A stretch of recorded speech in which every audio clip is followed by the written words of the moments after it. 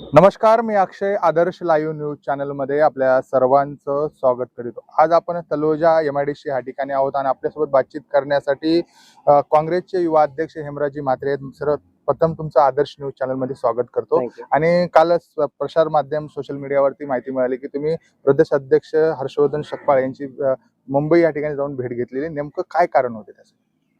अखिल भारतीय काँग्रेस कमिटीच्या वतीने महाराष्ट्रामध्ये जो संघटन सृजन अभियान राबवण्यात आला, त्या अभियानांतर्गत जी निवड प्रक्रिया होती जिल्हाध्यक्ष नेमणुकींची, ती पार पडली. आणि ही पार पडत असताना संपूर्ण महाराष्ट्रभर वेगवेगळ्या ठिकाणी 69 जिल्हा अध्यक्ष नेमण्यात आले. परंतु पनवेलच्या ठिकाणी, पनवेल जो शहर जिल्हा काँग्रेस कमिटी आहे, कारण महानगरपालिका असल्यामुळे त्या पनवेलला वेगळा जिल्ह्याचा दर्जा काँग्रेस अंतर्गत देण्यात येतो. आणि अशा ठिकाणी निवड प्रक्रियेमध्ये कुठेतरी घोळ झालेला आहे, असं आमचं मत आहे. या संबंधित संघटन सृजन अभियानामध्ये जेव्हा सन्माननीय आमच्या नेत्या रागिणी नायक ह्या इकडे आल्या होत्या आणि ह्या आल्या असताना त्यांनी प्रत्येक कार्यकर्त्याशी संवाद साधला, प्रत्येक कार्यकर्त्याशी त्यांनी बातचीत केली. आणि पनवेलच्या तमाम जे कार्यकर्ते होते ते कुठेतरी त्यांच्या मनामध्ये एकतर हेमराज म्हात्रे जिल्हाध्यक्ष व्हावा, एक तर सुदाम पाटील जिल्हाध्यक्ष, आणि कुठेतरी थोडंफार ठिकाणी हरीश केनी यांचं नाव याच्यात होतं. परंतु श्रुती म्हात्रे हे नाव कुठेच नव्हतं. आणि अशा परिस्थितीमध्ये जेव्हा श्रुती म्हात्रे हे नाव नसताना आणि अचानकपणे श्रुती म्हात्रे यांची निवड झाली, हे कुठंही सर्वसाधारण कार्यकर्त्यांना न पटणारं आहे. आणि म्हणूनच आम्ही सन्मान्य आमचे अध्यक्ष हर्षवर्धन सकपाळ साहेब यांची भेट घेतली. आणि या भेटीच्या माध्यमातून जे इथली सर्वसामान्य जनतेची भावना आहे, काँग्रेसवासियांची भावना आहे, तर काँग्रेस निष्ठावंत कार्यकर्त्यांची भावना आहे, ती आम्ही हर्षवर्धन सकपाळ साहेब यांच्या समोर व्यक्त केलेली, की आम्हाला हे जे निर्णय झालेले आहे हे मान्य नाही.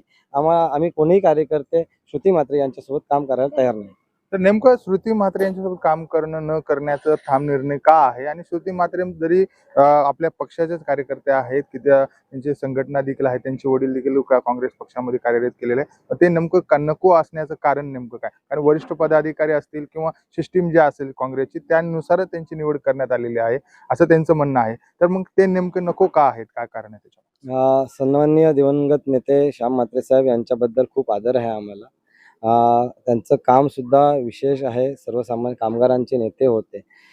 परंतु श्रुती म्हात्रे यांच्याबद्दल सांगायचं झालं तर प्रथम श्रुती म्हात्रे ह्या पनवेलच्या रेसमध्ये नव्हत्या. रेसमध्ये नसताना त्यांची परस्पर निवड करण्यात आली आहे. आपल्याला बघायला मिळेल आज 15 वर्ष जिथून म्हणजे 2014 पासून इथला आमदार पळून गेला, त्या काळापासून सुदाम पाटील असेल, मी असेल, आमचे नेते RC गरज साहेब असतील, नरेंद्र गरज साहेब असतील, निर्मलाताई म्हात्रे असतील, या आमच्यासारखे म्हणजे तमाम कार्यकर्ते आम्ही इथे 10, 15, 20, 25 कार्यकर्ते घेऊन संघर्ष करत राहिलो. या सर्व भाजप जुलमी राजवटीच्या विरोधात आम्ही सर्वसामान्य जनतेचा न्याय हक्कासाठी लढत राहिलो. या लढतीमध्ये कुठे श्रुती म्हात्रे दिसत नव्हत्या. आणि कुठेतरी निवडणूक आल्यावर श्रुती म्हात्रे जाग्या व्हायच्या, निवडणुकीपूर्वी पुरत्या यायच्या, आणि निवडणुकीमध्ये फार मोठं कार्य करायच्या अशातला भाग नाही. आपल्याला ठाऊक असेल, पत्रकारांना सर्वांना माहिती आहे किंवा सर्वसामान्य जनतेला माहिती आहे, 2019 मध्ये श्रुती म्हात्रे उरण विधानसभेमध्ये काय प्रकार घडला. महेश बलदी यांना जाहीर पाठिंबा दिला, त्यावेळी त्यांच्यावर पक्षाने कारवाई सुद्धा केली होती. परंतु परत कुठेतरी ऑपोलाइज होऊन त्यांनी परत पक्षामध्ये काम करायचं ठरवलं. 2024 ची निवडणूक आपण पनवेलमध्ये पाहिली, तर पनवेलमधला तुम्ही जिल्हा अध्यक्ष मागता, तर पनवेलमध्ये 2024 ची निवडणुकीमध्ये सर्व काँग्रेसचे कार्यकर्ते बाळासाहेब पाटील साहेब यांच्यासोबत काम करत होते, त्यांच्या निवडणुकीसाठी लढत होते, त्यांच्या प्रचारात येत होते. परंतु श्रुती म्हात्रे कुठे दिसल्या नाही. अशा परिस्थितीमध्ये श्रुती म्हात्रे यांची निवड ही योग्य आहे का?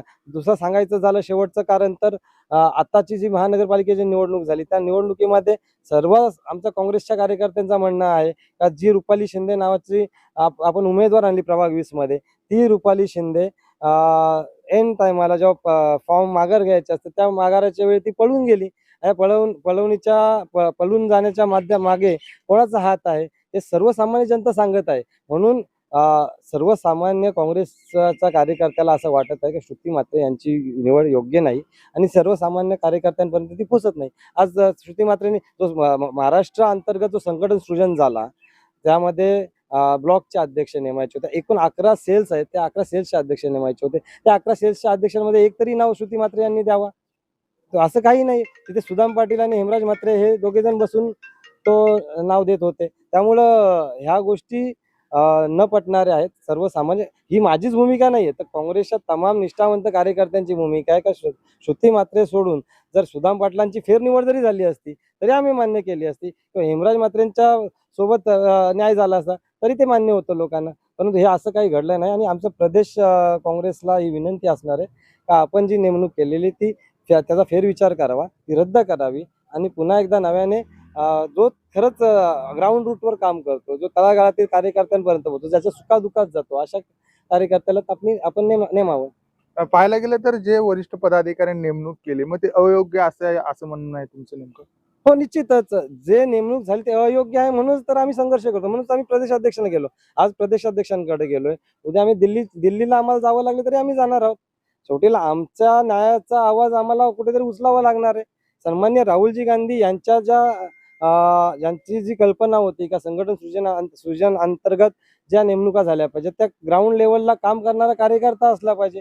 परंतु असं कुठेही न घडता कुठेतरी जे निरीक्षक आले होते त्यांनी काय केलंय का प्रदेशखंड काय झालंय हे आम्हाला सुद्धा माहिती नाही. परंतु यात काहीतरी गैरप्रकार झालेला आहे आणि याचा आम्ही आक्षेप घेतो.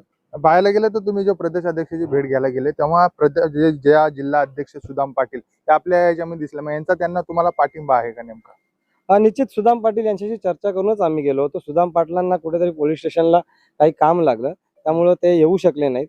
परंतु सुदाम पाटील पाटील साहेब सुद्धा आम्हाला त्यांनीच आम्ही आदल्या दिवशी त्यांचं घरी काका वारले होते 13 वाजायला. 13 वाजल्यानंतर आम्ही भेट घेतली. त्यानंतर त्यांनी सांगितलं की ठीक आहे आपण मुंबईला जाऊया. आपला जो आक्षेप आहे किंवा आपला जो विरोध आहे तो आपण दर्शवला पाहिजे आणि आपल्याला वाटलं तर दिल्लीपर्यंत सुद्धा ते सोबत यायला तयार आहे. पाहायला गेलं तर सर लास्ट प्रश्न असा आहे की सुदाम पाटील जिल्हा अध्यक्ष, माजी जिल्हा अध्यक्ष आणि तुम्ही युवक अध्यक्ष, परिसरातील नागरिक किंवा काँग्रेसचे जे कार्यकर्ते असतील जर सुदाम पाटील किंवा हेमराज म्हात्रेंना जर निवड करायची असेल तर नेमकी का करावी, तुम्हाला काय नेमकं कारण आहे? जे जे परिसरातील प्रश्न कुठले प्रश्न सोडवलेले आहेत, प्रश्न कुठले निर्माण झाले, प्रश्नाला तोड देण्याचा प्रयत्न केलेला आहे, युवकांचे असतील, सामान्य जनतेचे असतील, पाण्याचे असतील, रस्त्याचे असतील, प्रदूषण असेल, असे कुठले कुठले प्रश्न सोडवलेले आहेत? आणि जर प्रश्न सोडवले नाही आणि जनतेने जर तुम्हाला निवड केली तर तुम्ही कुठले प्रश्न सोडवणार आहात?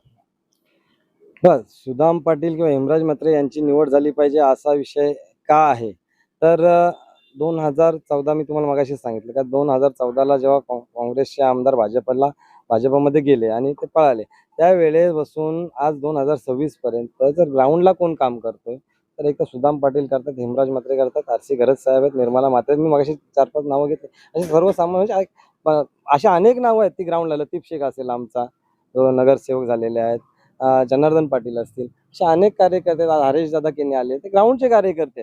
यांनी जे काम केलेलं आहे ते तुम्हाला आता जे झालेले जिल्हाध्यक्ष त्यांच्याकडून पाहायला मिळत. आज पोलीस स्टेशनला कुठला काम असेल सर्व सामान्य कार्यकर्ते त्यांचा फोन मला सुदाम पाटलांना यांनाच किंवा आरसी गरज साहेब यांना येतो, कुठे श्रुती म्हात्रे यांना येत नाही. जर कुठे तहसीलदारमध्ये काय काम कोणाचं अडकलं तर तिथे सुद्धा आम्हाला धावत जावं लागतं. प्रांतामध्ये काय काम अडकलं तर ते आम्हाला धावत जावं लागतं. हे सर्वसामान्याला जेव्हा काय गरज असेल किंवा त्याला काय काम असेल तेव्हा आमच्यासारखा कार्यकर्ताच तिथे धावून जातो.